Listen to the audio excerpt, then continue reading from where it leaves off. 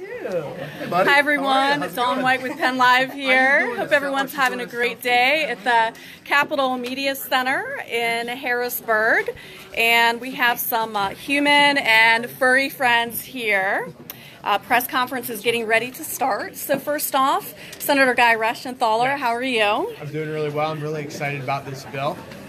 One of the bills is yours. If you could tell us a little bit about it. I have the puppy mill ban bill, which what it does, it says that pet stores have to source their dogs, cats, and rabbits from local shelters. So this will do two things. One, it'll find homes for all those animals, and two, it'll kill the market for puppy mills.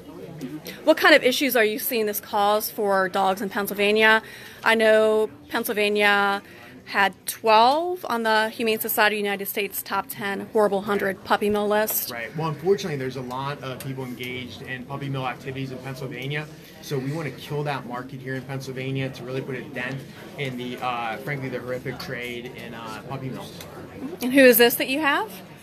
This is, I cannot remember. Sarah. Sarah, that's right. Sarah. Yeah. This is Sarah. Sarah the she's Chihuahua? a rescue. Yeah, she was a rescue. She's been a champ during this whole thing. Yeah. Yeah. And then Representative Frank Ferry, you have a bill. If you could tell me a little bit about your bill and who's with you. Sure. House Bill 1216 was introduced by myself and Representative Don Costa. With me right here is Bulmers, who's our dog, who's actually the PA Capitol dog. So you can follow him on Instagram, but he's a big animal advocate. More popular than I am, quite frankly. But the bill has already passed the House. It's in the Senate, and what it does is it allows first responders to have immunity if they damage a vehicle while rescuing an animal in distress that's in a vehicle. So in those hot summer days when a dog is in distress, been left in their vehicle, police, fire, EMS, they'd be able to break the window, do what they need to do to get that animal out, get that animal to a vet so it can be properly treated. So we expect it to hopefully come out of the Senate today, and then it'll come back to the House on concurrence, and the governor's already committed to sign it into law. So we're very hopeful that we can have that progress in the coming weeks. There's only a few days of session left. It'll be wrapping up. So what's the urgency with these two bills? Well, if we don't get these bills done in this week, quite frankly, we have to start over in January. So, and it's quite a legislative process. And with the hot dog and car bill specifically, what we don't want to do is get back into the warm months in the summer without having this law in place. So that's why it's pretty important that we get it done before the session ends.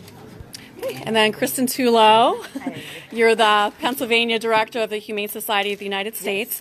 Why are these two bills important, and what do you think that they'll accomplish? Well, we are just really delighted to have our humane legislators here with us today to stand in solidarity as a voice for the voiceless. And we know that puppy mills are a pervasive issue across Pennsylvania, and this bill would protect consumers as well as animals.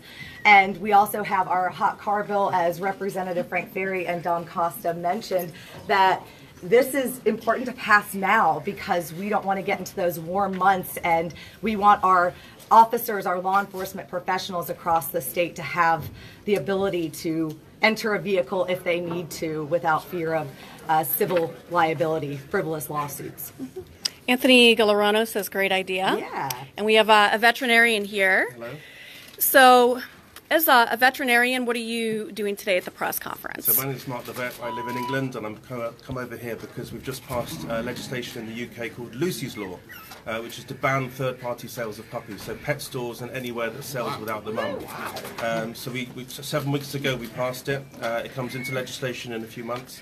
So I'm here to sort of talk about the case study, to meet you guys, and I'm so thrilled to experience so much positivity amongst everyone about pushing these bills through and prioritising animal welfare.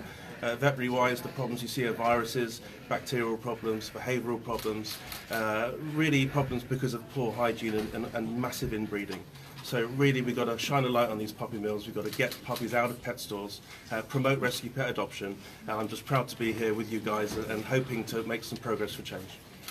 I've seen some familiar faces here. Representative Ryan Zazzara. Yes. You had a lot to do with Libre's Law. Yes, it was actually a team effort with Libre's Law, headed by Kristen over here, and I'm very thankful for everyone's help and support and advocacy on the bill, and that is now law. And now we just got to push forward on these laws today, or on these bills today, and make sure that we get them done before this session is over. Absolutely.